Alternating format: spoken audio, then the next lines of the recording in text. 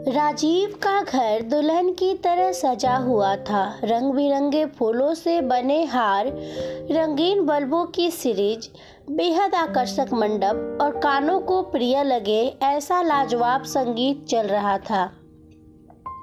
कोई भी राह से गुजरने वाला व्यक्ति 2 मिनट रुककर उस बंगले को देखता जरूर था। घर में आने जाने वालों की भीड़ लगी हुई थी।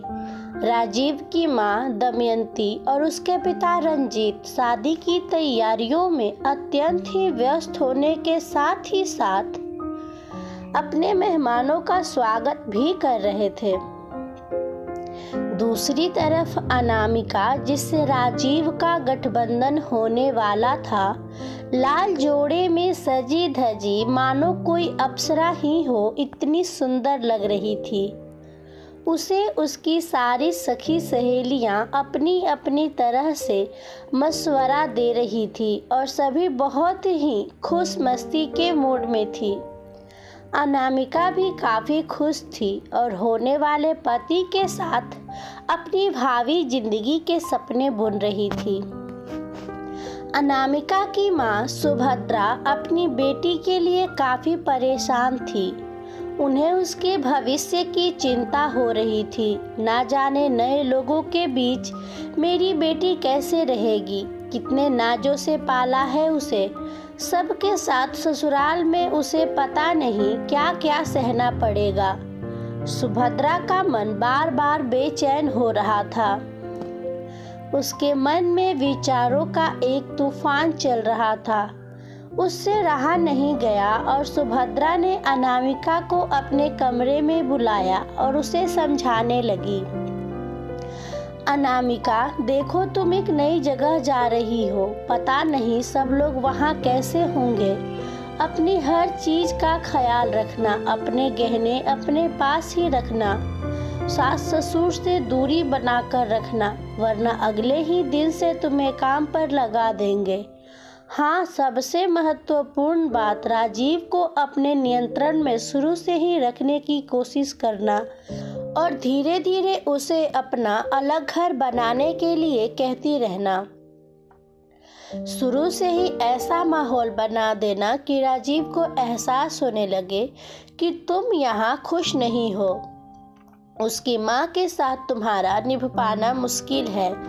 अपनी माँ सुभद्रा की इन बातों को अनामिका बहुत ध्यान से सुन रही थी और समझने की कोशिश भी कर रही थी। हर लड़की जिस तरह सबसे ज़्यादा अपनी माँ को मानती है, उनकी हर बात को सही जानती है, ठीक वैसे ही अनामिका के लिए भी उसकी माँ ही उसकी रोल मॉडल थी।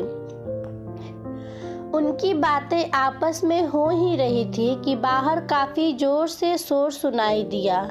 बारात आ गई, बारात आ गई। तभी सुभद्रा और अनामिका भी कमरे से बाहर आ गई। कुछ ही घंटों में राजीव और अनामिका का विवाह भी संपन्न हो गया। जीवन भर का गठबंधन दोनों के बीच बंध गया। उसके बाद विदाई की बेला आ गई। अनामिका अपनी माँ और पिता के गले मिलकर भीगी पलकों से राजीव के साथ कार में जाकर बैठ गई और कार वहां से राजीव के घर की तरफ रवाना हो गई। अनामिका के घर पहुंचते ही दमयंती ने जोरदार तरीके से अपने बहू का स्वागत किया। उसके हाथों की हल्दी वाली छाप और अलता से रंगे लाल कदमों से दमयंती के मन में खुशी और प्यार का सागर उमड़ पड़ा। उसे प्यार सहित दमयंती ने गृह प्रवेश करवाया।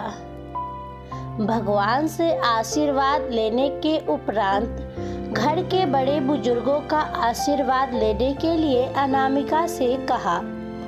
शादी के उपरांत की सभी रस्में पूरी करते करते रात हो गई।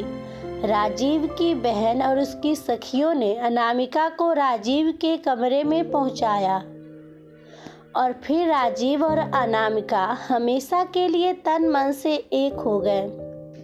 धीरे धीरे घर के सभी मेहमान अपने घर वापस लौट गए। अब घर में सिर्फ अनामिका, राजीव और राजीव के माता पिता ही रह गए। अनामिका का सभी लोग बेहद ख्याल रखते थे। दमयंती तो अनामिका को अपनी बेटी की तरह ही रखती थी। उसे प्यार से यहाँ भी सभी अनु कहकर बुलाते थे। अनामिका हैरान थी। उसे बार बार अपनी माँ के शब्द याद आ रहे थे। पर कैसे मैं यहाँ ये सब शुरू करूँ? वो अपने मन ही मन सोच रही थी। इसी उधेड़-बुन में अनामिका कुछ परेशान रहने लगी। यहाँ इतना प्यार मिल रहा था कि गलती निकालने का कोई अवसर उसे नहीं मिल पा रहा था। कुछ दिन यूं ही बीत गए और धीरे धीरे अनामिका ने राजीव से महंगी महंगी चीज़ों की फरमाइश शुरू कर दी। राजीव अनामिका की हर फरमाइश पूरी कर देता था। हीरे का सेट भी राजीव ने उसे अपनी पहली रात को ही गिफ्ट में दिया था। लेकिन अनामिका की फरमाइश दिन प्रतिदिन बढ़ती ही जा रही थी।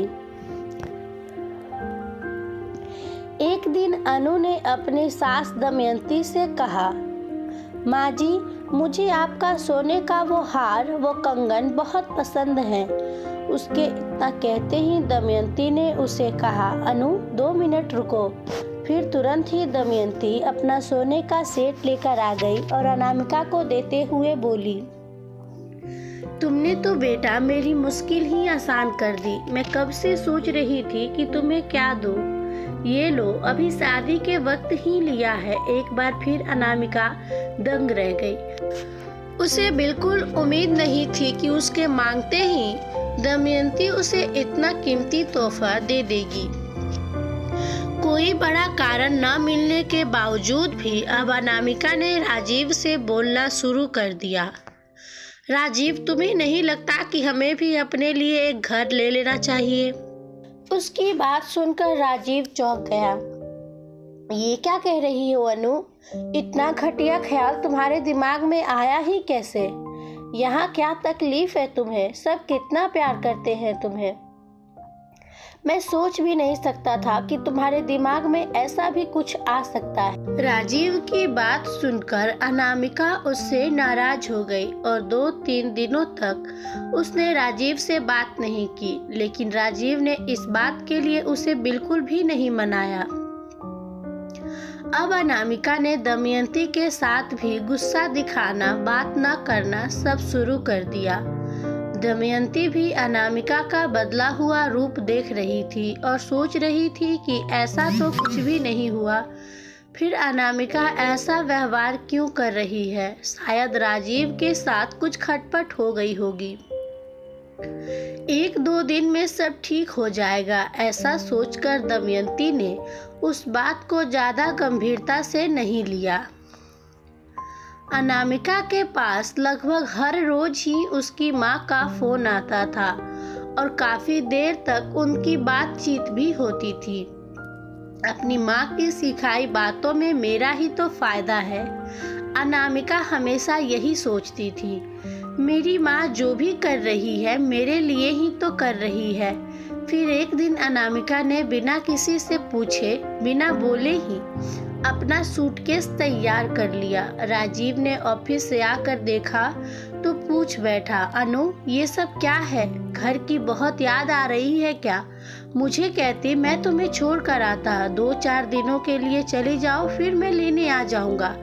लेकिन अनामिका ने गुस्से में राजीव को जवाब दिया, राजीव, जहाँ मेरी भावनाओं की कद्र नहीं, वहाँ रहने का मेरा मन भी नहीं। क्या बोल रही हो तुम अनु? क्या तुम गुस्से में घर छोड़कर जा रही हो? हाँ, मैंने सिर्फ तुमसे अलग घर लेने के लिए ही तो कहा है, रिश्ता तोड़ने के लिए तो नहीं। हम आते जाते रहेंगे, सभी लोग रहते हैं अपने। मैंने कौन सी नई बात कह दी? अनामिका के मुंह से ऐसे शब्द सुनकर राजीव नाराज हो गया और स्पष्ट शब्दों में कह दिया, अनु तुम्हारी ये इच्छा मैं कभी पूरी नहीं कर सकता और नहीं करूँगा। तुम्हें जो करना है करो। और राजीव कमरे से बाहर चला गया। अनामिका ने सोचा था सूटकेस देखकर और ऐसी धमकी से राजीव पिघल जाएगा, लेकिन ऐसा कुछ नहीं हुआ और अनामिका घर छोड़कर अपने मायके चली गई। सुभद्रा ने अनामिका से कहा, बेटे डरने की कोई बात नहीं, देखना अभी 2-4 दिन में ही राजीव तुम्हें लेने आ जाएगा। लेकिन देखते ही देखते 2-4 दिन ही क्या, हफ्ते और महीने निकल गए, लेकिन राजीव नहीं आया। तभी सुभद्रा ने अपनी बेटी से कहा, घी सीधी उंगली से निकलने वाला नहीं है, अभी हमें बड़ा कदम उठाना पड़ेगा, तभी तुम अलग राजीव के साथ सुकून से रह सकोगी। राजीव को डराने के लिए तलाक के कागज भिजवा देते हैं, तब वो यहाँ अवश्य ही तुम्हारी बात मान जाएगा। इच्छा न होते हुए भी अनामिका अपनी माँ का विरोध नहीं कर पाई और तलाक के कागजात भिजवा दिए। राजीव ने भी बिना कुछ सोचे हस्ताक्षर कर कागज वापस लौटा दिए। उन कागजों पर राजीव के हस्ताक्षर देखकर सुभद्रा और अनामिका हैरान रह गए, लेकिन उन्होंने आगे कोई कार्रवाई नहीं करी। इसी बीच अनामिका के भाई की शादी भी तय हो गई और धूमधाम से उसके भाई का विवाह भी हो गया। अनामिका के घर अब उसकी भाभी भी आ गई, जो बहुत ही सीधी सादी और अत्यंत ही शालीन परिवार की सुशील लड़की थी। उसने आते ही घर में खुशियां बिखेरना शुरू कर दिया। अनामिका से सुभद्रा से सबसे बेहद प्यार और सम्मान के साथ पेश आती थी। घर में सभी का ख्याल रखती और घर को भी सुंदरता से सजाना उसे बहुत पसंद था। अनामिका उसकी तरफ जब भी देखती उसके मन में कुंठा होती थी कि मैं भी तो ऐसे ही रह सकती थी वहाँ तो सब मुझे कितना प्यार करते थे। खैर धीरे धीरे वक्त बीतता गया। अनामिका ने सोचा अभी तो शुरुआत ही है, 1-2 महीने में जरूर भाभी भी अलग होना चाहेंगी और माँ उन्हें प्यार से अलग भी कर देंगी। फिर एक दिन अनामिका ने सुभद्रा से पूछ लिया, माँ भैया भाभी अलग रहने कब जाएंगे? यह सुनते ही सुभद्रा का क्रोध 7वें आसमान पर था। क्या कहा अनु, तुम्हें शर्म आनी चाहिए, तुमने ऐसा सोचा भी कैसे? देखा नहीं हम लोग कितने प्यार से रहते हैं, और तुमने हमारे बारे में नहीं सोचा कि हम दोनों पति पत्नी अकेले कैसे रहेंगे? आगे से कभी भी ऐसी बात अपनी जुबान पर मत लाना और अपनी भाभी के सामने तो कभी भी ऐसी बातें न करना। अपनी माँ का दोगला रूप देखकर अनामिका सन्न रह गई। वो समझ नहीं पा रही थी कि वो क्या बोले और क्या करे। दूसरे दिन सुबह सुबह उसने तलाक के कागज निकाल कर अपनी माँ को दिए और कहा, माँ इन्हें जला देना। सुभद्रा चौंक गई। ये क्या बोल रही हो अनामिका? मैं जो कुछ भी कर रही हूँ तुम्हारे भले के लिए ही तो है। चुप रहो माँ, मुझे अपना भला अब खुद ही करना होगा। और अनामिका ने अपना सूटकेस जो उसने रात को ही भर लिया था उसे लेकर वो निकल गई। सुभद्रा उसे जाते हुए देखती रह गई, लेकिन शायद वो समझ गई थी, इसीलिए ना कुछ कह सकी और ना ही उसे रोक सकी। अनामिका अपने असली घर पहुंच गई और जैसे ही बेल बजाने के लिए हाथ उठाया उसे अंदर से कुछ आवाज आई। तब उसका हाथ वहीं रुक गया। दमयंती और राजीव के बीच बातचीत हो रही थी। दमयंती राजीव को समझा रही थी, राजीव बेटा नाराज मत हो, अनु में अभी बचपना है, देखना उसे एक दिन अपनी गलती का एहसास जरूर होगा और एक न एक दिन वो जरूर वापस आ जाएगी। हमारे परिवार की बेटी है, हमारी जान है वो, हमारे घर के दरवाजे उसके लिए हमेशा खुले रहेंगे और दिल के दरवाजे भी। राजीव, हमारे देश में बेटियों को कोख में ही मार डालते हैं या कभी कभी तो पैदा होते से ही हत्या कर देते हैं। एक बार बेटी तब मरती है और एक बार बेटी को बहू बनाकर ससुराल वाले मार डालते हैं। बेटी को मायके और ससुराल में मारने वालों की कमी नहीं है, लेकिन मुझे मेरी बेटी का इंतजार रहेगा। उसके अलता वाले लाल पाँव की छाप और हल्दी वाले हाथों की छाप आज भी मेरी आंखों के सामने आ जाती है। राजीव, देखना वो बहुत ही अच्छी लड़की, वो वापस अवश्य आएगी। इतने में बाहर से फूट फूट कर रोने की आवाज आती है। अनामिका बेल नहीं बजा पाती। दमयंती की बातें सुनकर वो भावुक हो जाती है और अपनी भावनाओं पर उसका संयम नहीं रह पाता। वो फूट फूट कर रोने लगती है। तभी दमयंती और राजीव दरवाजा खोलते हैं और रोती हुई अनु को दमयंती गले से लगा लेती है। अनु के मुंह से आज प्यार भरा शब्द निकलता है, माँ, माँ मुझे माफ कर दो, मैं बहक गई थी।